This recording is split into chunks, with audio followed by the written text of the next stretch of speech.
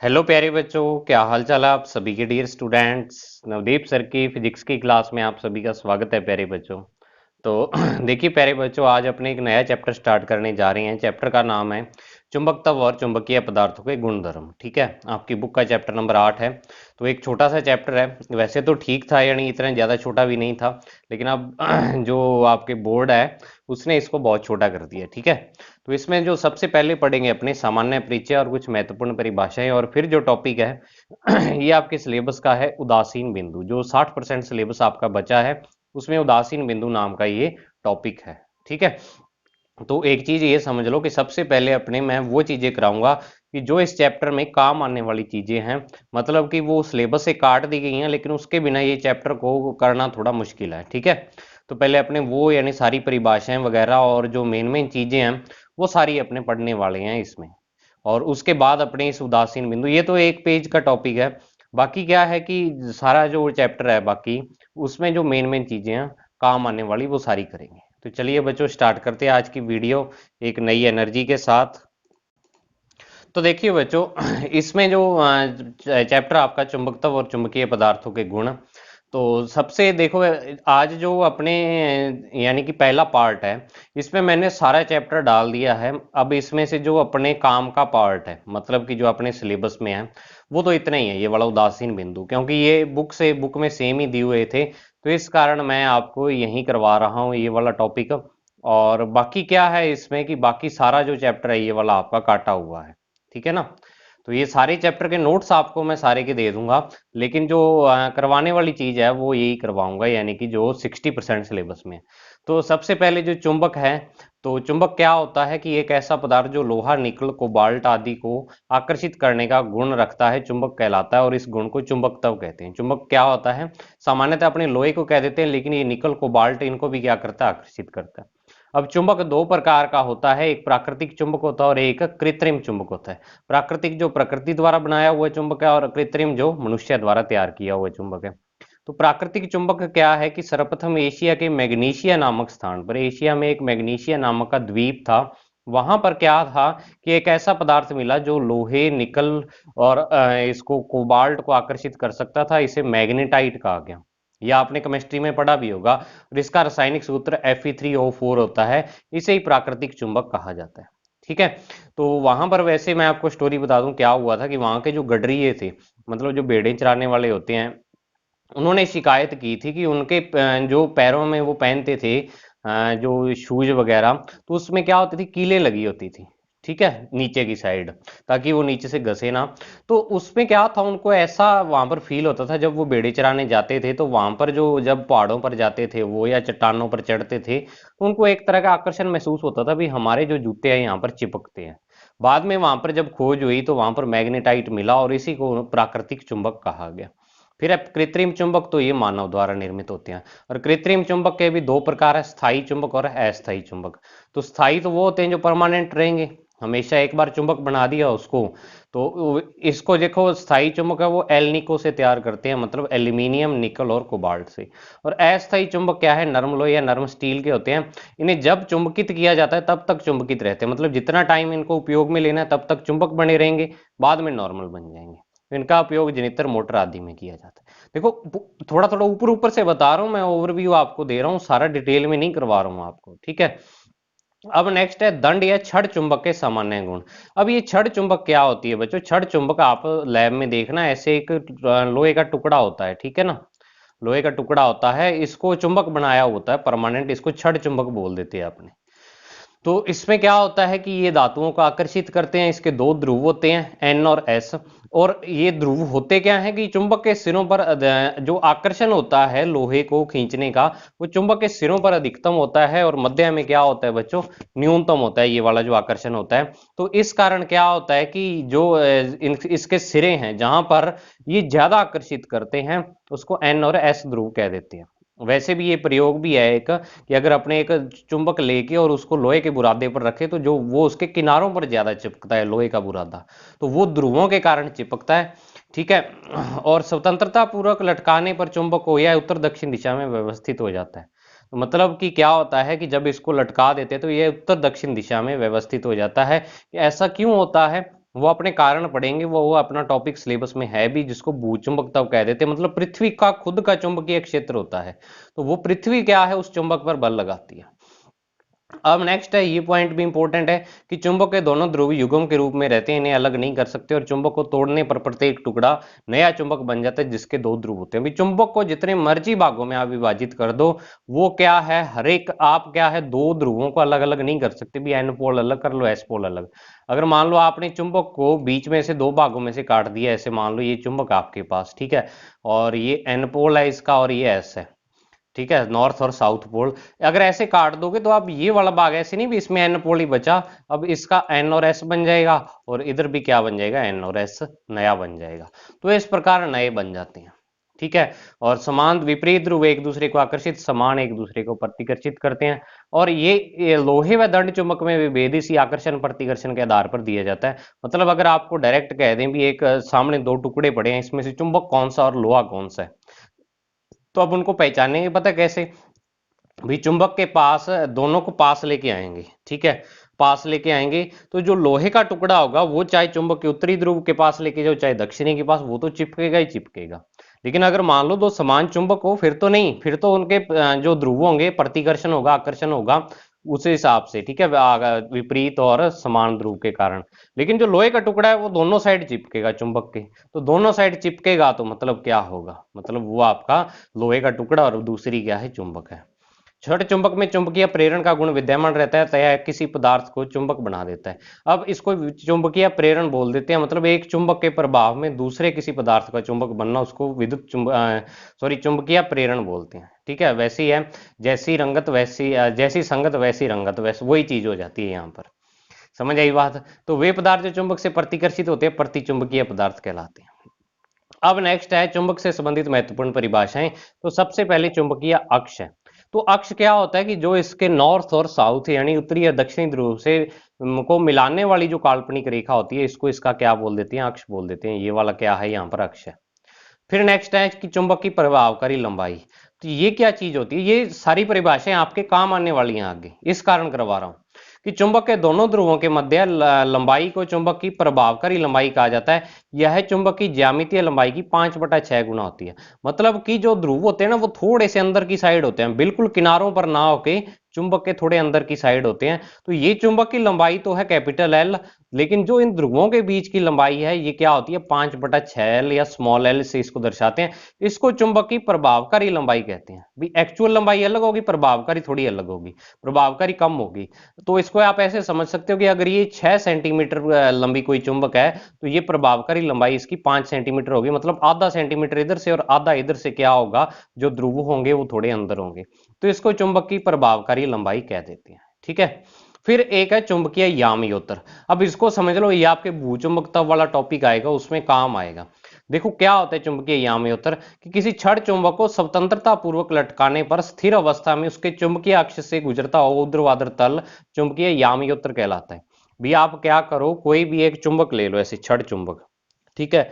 जैसे मान लो मैं यहाँ पर मेरे पास पेन है, तो मैं ये पेन ले रहा हूँ, तो ये इसका एन ध्रुव है, ये एस ध्रुव है, इस तरीके के चुंबक है।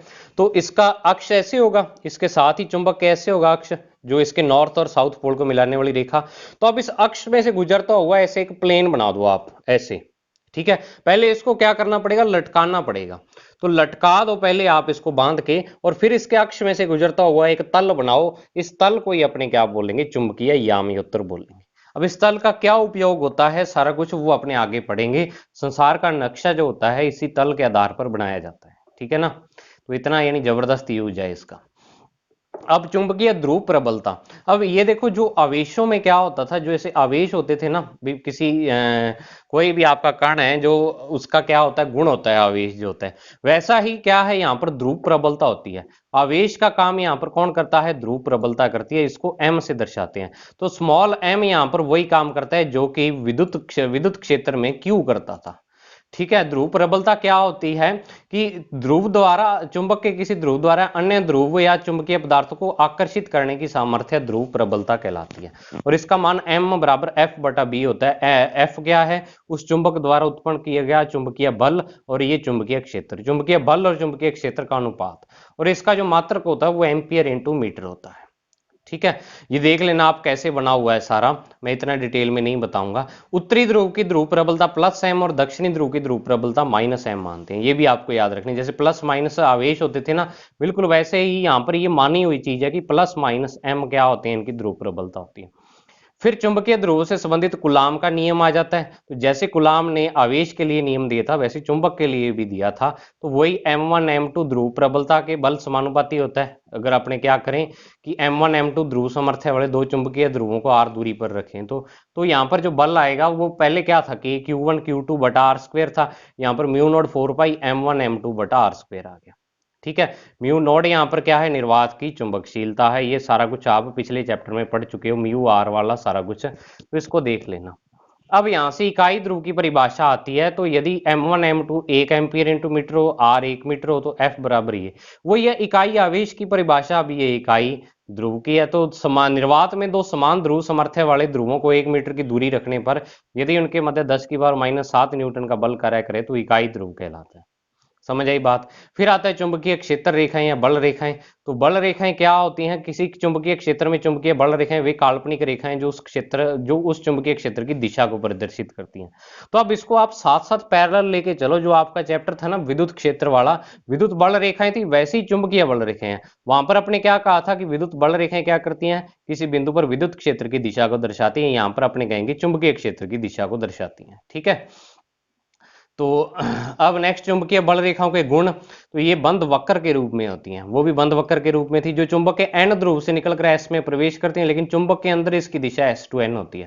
भाई बाहर तो क्या होगी, चुंबक के एन से निकलकर और एस में प्रवेश करेंगी। जैसे वहां पर पॉजिटिव आवेश से बाहर निकलती थी और नेगेटिव से अंदर जाती थी रेखाएं। ठीक है, विद्युत बल रेखाएं। और अंदर जो इनकी दिशा होती है चुंबक के, वो एस टू एन होती है। ये आपको थोड़ा याद रखना है। ठीक है, फिर कभी नहीं काटती हैं क्योंकि कटान बिंदु पर दो दिशाएं होंगी, ये भी वही पॉइंट आ गया।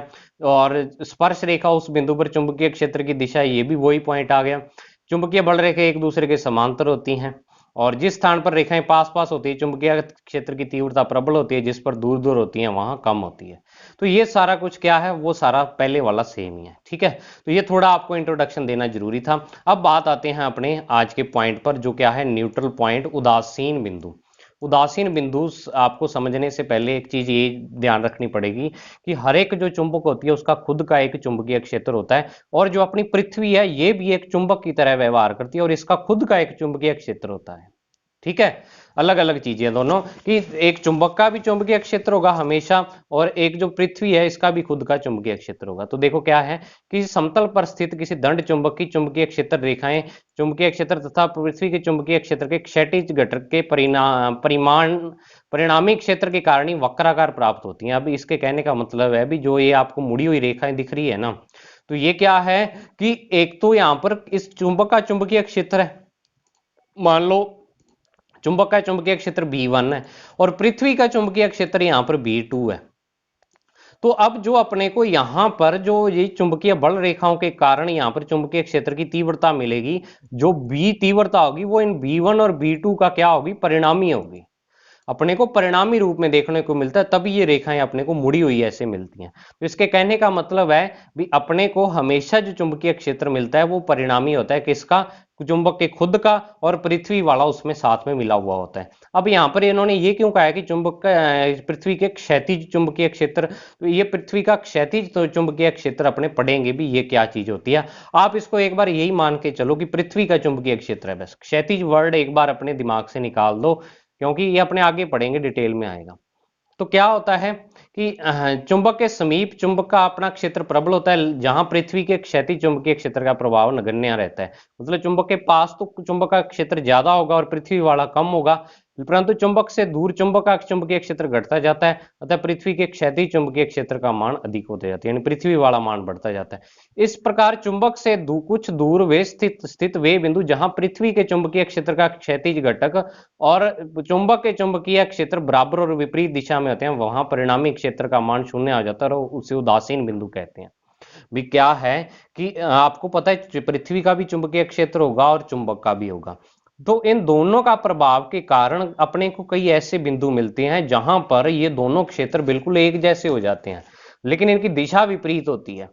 ठीक है, तो दिशा विपरीत लेकिन परिमाण में समान होने के कारण वहां पर जो नेट चुंबकीय क्षेत्र है वो 0 हो जाता है। इन बिंदुओं का अपने उदासीन बिंदु बोलते हैं, मतलब यहां पर चुंबकीय क्षेत्र का मान 0 होता है। पृथ्वी वाला और चुंबक का खुद वाला एक दूसरे को क्या कर देते हैं, कैंसिल कर देते हैं। ठीक है। यदि उदासीन बिंदुओं पर दंड चुंबक के कारण चुंबकीय क्षेत्र बी और पृथ्वी के चुंबकीय क्षेत्र का क्षैतिज घटक बी एच है, यानी बी तो चुंबक का है और बी एच क्या है, पृथ्वी वाला है, तो बी बराबर बी एच होगा। और उदासीन बिंदुओं की स्थिति चुंबक की पृथ्वी के चुंबकीय क्षेत्र की दिशा के सापेक्ष स्थिति पर निर्भर करती है। भी आपने चुंबक को कैसे लटका रखा है, कैसे रख रखा है, उस चीज पर निर्भर करती है कि आपके उदासीन बिंदु कहां पर होंगे। ठीक है। तो अब देखो अगर आपने चुंबक को किस प्रकार लटका रखा है, सबसे पहली जो कंडीशन है, चुंबक का दक्षिणी ध्रुव भौगोलिक उत्तर की ओर है। चुंबक का क्या है, दक्षिणी ध्रुव भौगोलिक उत्तर की ओर है। तो अब इस स्थिति में क्या होगा, इसका मतलब क्या है, सबसे पहले ये समझो भी आपकी जो ये पृथ्वी है, ठीक है, ये पृथ्वी क्या है, पृथ्वी इस प्रकार से व्यवहार करती है जैसे अपने इसके अंदर एक बहुत बड़ी चुंबक रख रखी हो। तो अब क्या है कि जो इस चुंबक के खुद के क्या होंगे, दो ध्रुव होंगे, ठीक है, एन और एस। और एक्चुअल में देखो क्या होता है, वैसे ये पृथ्वी का ये वाला उत्तरी सिरा है और ये दक्षिणी सिरा है, उत्तरी और दक्षिणी है। तो अगर आपने क्या कर रखा है, इस उत्तर और दक्षिणी ये सामान्य दिशाएं हैं, इसके ध्रुव नहीं है। इस चुंबक के जो पृथ्वी वाली चुंबक है इसके ध्रुव नहीं है, सामान्य दिशाएं हैं जो आप उत्तर दक्षिण पूर्व पश्चिम कहते हो। तो ये पृथ्वी का उत्तरी सिरा है और ये दक्षिणी सिरा है। ठीक है। तो इसको अपने भौगोलिक उत्तर बोल देते हैं और इसको भौगोलिक दक्षिण, यानी जो भूगोल में पढ़ते हैं अपने, तो भूगोल में अपने चुंबक को बीच में नहीं लाना। सामान्य जो पृथ्वी का उत्तरी सिरा, उत्तरी ध्रुव और दक्षिणी ध्रुव जैसे ऊपर है, मतलब वैसे अपने जो भूगोल वाले उत्तरी दक्षिणी है, चुंबक वाले नहीं। तो अब आपने जो चुंबक लटका रखी है उसका दक्षिणी ध्रुव है वो भौगोलिक उत्तर की ओर है। अब आपने जो यहाँ पे चुंबक लटका रखी है अपने खुद वाली, उसका क्या है, भौगोलिक जो उसका दक्षिणी ध्रुव है मतलब साउथ है, वो इस पृथ्वी के उत्तर की तरफ है और जो इसका नॉर्थ है वो पृथ्वी के दक्षिण की तरफ है। अगर आपने इस तरीके से लटका रखा है तो अब आपके पास जो क्या होंगे, N1 और N2 यानी उदासीन बिंदु है वो दो बिंदु प्राप्त होंगे। तो देखो क्या है, इस स्थिति में क्षेत्र रेखाएं चित्र के अनुसार प्राप्त होती हैं। पृथ्वी के चुंबकीय क्षेत्र की दिशा सदैव दक्षिण से उत्तर की ओर होती है। इस स्थिति में चुंबक के लंबवत निरक्ष पर दोनों दिशा क्षेत्रों की दिशा समान होती है और चुंबक की अक्ष पर दोनों और ऐसे बिंदु प्राप्त होते हैं जहां क्षेत्र रेखाएं नहीं पहुंच पाती। तो चुंबक के दोनों और अक्षीय रेखा पर एक निश्चित दूरी पर दो उदासीन बिंदु N1 N2 प्राप्त होते हैं। अब आपको देखो याद क्या रखना है, इतनी कहानी याद नहीं रखनी, आपको इतना ही याद रखना है कि अगर जो चुंबक है उसका दक्षिणी ध्रुव भौगोलिक उत्तर की ओर हो और चुंबक का उत्तरी ध्रुव भौगोलिक दक्षिण की ओर हो, तो अब क्या होगा, यहां पर जो अपने को बिंदु मिलेंगे, उदासीन बिंदु, वो यहां पर मिलेंगे। और ये क्या है, अगर मैं इस चुंबक का अक्ष बनाऊं तो वो ऐसा है, तो इसको अपने कहेंगे कि इस चुंबक के अक्षीय स्थिति पर मिलेंगे। मेन क्वेश्चन यहां से यही बनेगा कि अगर आपको ऐसे पूछ लेंगे कि यदि किसी चुंबक का दक्षिणी ध्रुव पृथ्वी के भौगोलिक उत्तर की ओर है तो उसके बिंदु कहां मिलेंगे या उदासीन बिंदु कहां प्राप्त होंगे, तो आप कहोगे कि चुंबक की अक्षीय स्थिति में प्राप्त होंगे। एक चुंबक के ऊपर होगा उत्तरी ध्रुव के और एक दक्षिणी ध्रुव के नीचे होगा, इस तरीके से होगा। ठीक है। अब नेक्स्ट है कि जब चुंबक का उत्तरी ध्रुव भौगोलिक उत्तर की ओर, अब सेम ही है, मतलब पृथ्वी का जिस साइड उत्तर है उस साइड जो चुंबक का है वो उत्तर है और पृथ्वी का जिस साइड दक्षिण है वो क्या है, अब चुंबक का दक्षिण है। तो इस स्थिति में क्षेत्र रेखाएं चित्र के अनुसार प्राप्त होंगी। तो आपको वैसे यही याद रखना है कि दो बिंदु इसमें प्राप्त होंगे और इस प्रकार निरक्ष रेखा पर दो उदासीन बिंदु N1 और N2 प्राप्त होंगे। अब ये देखो, आपको पता है ये वाली अक्षीय रेखा होती है और इसके लंबवत ये वाली कौन सी होती है, निरक्षीय रेखा। तो इस निरक्षीय रेखा पर आपको ये दो बिंदु मिलेंगे, यहां पर समझ आई ना बात बच्चों। ठीक है। तो निरक्षीय रेखा पर ये वाले बिंदु आपको मिल गए। तो अब नेक्स्ट क्या है आपके पास, थर्ड जो पॉइंट है कि चुंबक को ऊर्ध्वाधर रखने पर। अब ऊर्ध्वाधर मतलब कि आप क्या करो, जैसे मान लो ये पेन है, ठीक है, और पेन ले लेता हूं मैं, वाइटनर ले लेता हूं, जैसे चुंबक है एक हिसाब से, ठीक है। तो अब आपने इसको समझना भी, इसमें जो उदासीन बिंदु है कैसे प्राप्त होगा भाई। अब तक तो आप पृथ्वी के सापेक्ष रख रहे थे, अब आप क्या कर रहे हो कि चुंबक को ऐसे, जी ये एन पोल है, ये इधर वाला एस पोल है, तो चुंबक को ऐसे खड़ा रख रहे हो। पहले तो आप लटका रहे थे, ठीक है ना, इस प्रकार से लटका रहे थे, अब आपको खड़ा रखना है। तो अब देखो, अगर आपका मान लो उत्तरी ध्रुव नीचे और दक्षिणी ध्रुव ऊपर है, तो आपका जो उदासीन बिंदु है वो इस दक्षिणी ध्रुव के जस्ट ऊपर यहां पर मिलेगा अपने को, ठीक है। और अगर आपने उल्टा कर दिया, यानी दक्षिणी ध्रुव नीचे कर दिया, उत्तरी ऊपर, तो फिर उत्तरी के पास मिलेगा। मिलेगा यहीं पर, इसके जस्ट ऊपर। अगर आपने चुंबक को ऐसे क्या कर रखा है, खड़ा कर रखा है, तो ये ऊर्ध्वाधर का मतलब चुंबक को आपने खड़ा कर रखा है। तो अब दंड चुंबक को उत्तरी ध्रुव को नीचे रखकर ऊर्ध्वाधर स्थिति में रखने पर चुंबकीय क्षेत्र रेखाएं प्राप्त होंगी। मतलब ये वाला नीचे वाला सिरा है, तो इसके जस्ट ऊपर अपने को यहाँ पर क्या मिलेगा, जो चुंबकीय सॉरी उदासीन बिंदु मिलेगा। ठीक है, तो एक उदासीन बिंदु प्राप्त होता है जिसकी स्थिति चुंबक के उत्तरी से ठीक दक्षिणी ध्रुव की ओर होती है। अब आपने यही यही देखा भाई, अगर उत्तरी ध्रुव यहाँ पे रखा, दक्षिणी यहाँ पे है आपका, तो दक्षिणी के जस्ट ऊपर मिलेगा, तो इसकी दिशा कहाँ होगी, उत्तरी से दक्षिणी की ओर होगी। ठीक है, तो इस तरीके से आपको बस मेन चीज यहाँ पर यही याद रखनी है भी, आपने अगर चुंबक को किस किस स्थिति में रखने पर बिंदु कहाँ कहाँ मिलता है और कितने बिंदु मिलते हैं, बस। और एक उदासीन बिंदु की परिभाषा, तो परिभाषा आपको पता लगी गई है, क्या होती है कि जो आपके पास अगर चुंबक है कोई भी, तो उस चुंबक का खुद का चुंबकीय क्षेत्र और पृथ्वी का चुंबकीय क्षेत्र एक दूसरे के प्रभाव को निरस्त कर देते हैं, वहां पर अपने को ऐसे बिंदु मिलते हैं जिस पर परिणामी चुंबकीय क्षेत्र 0 होता है। समझ आई बात? तो ये उदासीन बिंदु आज कंप्लीट हो गया। फिर इसके बाद ये वाला टॉपिक है ना, जो आपके ये आपके सिलेबस में नहीं है, काट दिए गए हैं। तो चुंबकीय द्विध्रुव क्या होता है, जैसे विद्युत द्विध्रुव होता है वैसे चुंबकीय द्विध्रुव होता है। यानी कि चुंबक के एक ध्रुव की ध्रुव सामर्थ्य Q इंटू 2L होता था, वहां पे Q इंटू 2A होता था, यहाँ M इंटू 2L है। 2L यहाँ पर प्रभावी लंबाई लेंगे अपने, जो प्रभावकारी लंबाई अपने ली थी। ठीक है, और इसका मात्रक एम्पियर इंटू मीटर स्क्वायर होता है।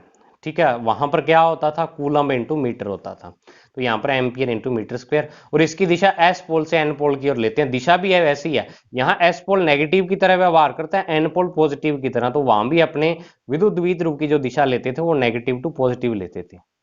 और वैसे क्या है कि अगर अपने चुंबक को ऐसे दो भागों में काट दें तो इसकी ध्रुव सामर्थ्य उतनी ही रहती है, अगर ऐसे काट दें तो ध्रुव सामर्थ्य आधी हो जाती है। और फिर अपने को अलग अलग चुंबकीय आघूर्ण निकालने हैं। इलेक्ट्रॉन का चुंबकीय आघूर्ण है, कुंडली का चुंबकीय आघूर्ण। तो ये देखो, ये कुंडली वाला अपने पिछले जो चैप्टर किया था उसमें एम पढ़ा था अपने, एम कुंडली या लूप का चुंबकीय आघूर्ण। देखो वहां पर अपने विद्युत जो द्विध्रुव आघूर्ण था वो उसको पी से दिखाते थे, यहाँ पर इसको एम से दिखाएंगे। ठीक है, तो कुंडली का जो आघूर्ण होता है वो आई इंटू ए होता है, और एन अगर फेरों की संख्या तो एन आई ए होता है। ठीक है, आयताकार कुंडली के लिए N I L B, N I A. अब चुंबकीय क्षेत्र की तीव्रता आ गई, तो वहां पर विद्युत क्षेत्र की तीव्रता थी। वहां पर क्या होता था, देखो E बराबर एफ बटा में क्यू, E बराबर एफ बटा क्यू। तो यहाँ क्यू का काम एम कर रहा है, E का काम बी कर रहा है, तो बिल्कुल सारा वही पहला चैप्टर की कॉपी है ये। फिर आ गया चुंबकीय क्षेत्र की तीव्रता। ठीक है, अक्ष पर चुंबकीय क्षेत्र की, तो अक्ष पर वहां पर क्या आई थी, केपी बटा में टू केपी बटा आर क्यूब। ठीक है, तो यहाँ पर म्यू नॉट 4 पाई 2 m बटा आर क्यूब। और निरक्ष पर क्या आई थी, वहां पे केपी बटा आर क्यूब आई थी, तो यहाँ म्यू नॉट 4 पाई m बटा आर क्यूब। और बी अक्ष बराबर 2 गुना बी निरक्ष। वही सारे सेम सूत्र हैं, वैसे यहाँ पर राशियां चेंज हो रही हैं। अब क्या है इसमें, बल घूर्ण और स्थितिज ऊर्जा इसकी। तो बल घूर्ण वहां पे आपने क्या निकाला था, टो बराबर पी साइन थीटा, यहाँ एम बी साइन थीटा है, क्योंकि वहां पी का काम यहाँ पर एम कर रहा है। वहां पी विद्युत द्विध्रुव आघूर्ण होता था, यहाँ पर एम चुंबकीय आघूर्ण है। वहां पर ई विद्युत क्षेत्र होता था, यहाँ बी चुंबकीय क्षेत्र है। ठीक है, और ऊर्जा जो होती थी वो आप वहां पर क्या लिखते थे कि माइनस पी डॉट ई, जो तीसरे चैप्टर में या नहीं तीसरे चैप्टर में आई थी आपके। ठीक है, ऊर्जा वाला ये टॉपिक। तो देखो बच्चों, आज ये इतना ही टॉपिक था जो आपका क्या है मेन। इसमें जो आपका सिलेबस में टॉपिक है ना वो ये वाला ही है, जो बुक वाला मैंने यहाँ पे डाल रखा है। तो इसमें मैंने आपको बता दिया उदासीन बिंदु की परिभाषा, चुंबक की स्थिति के अनुसार उदासीन बिंदु कितने प्राप्त होते हैं और कहाँ कहाँ पर प्राप्त होते हैं, वो आपको बस याद रखने हैं। ठीक है, तो आज की वीडियो में बच्चों इतना ही। मिलते हैं अपने नेक्स्ट यानी वीडियो में एक नए टॉपिक के साथ। और इसके बाद क्या है, आपके टॉपिक लगभग लगातार चलेंगे। जो काटने वाला काम था वो बस इतना ही था। तो देखो, आप काफी चैप्टर काट दिया गया है, लगभग 12 पेज हैं, ये 10-12 पेज होंगे आराम से। तो उसमें एक पेज ही छोड़ा इन्होंने, बाकी सारा काट दिया। तो मतलब आधे से ज्यादा चैप्टर इन्होंने काट दिया है इसमें। अब आधे से कम चैप्टर ही बचा है इससे आगे। ठीक है, तो आज की वीडियो में बच्चों इतना ही। मिलते हैं नेक्स्ट वीडियो में, तब तक के लिए thank you, have a nice day प्यारे बच्चों।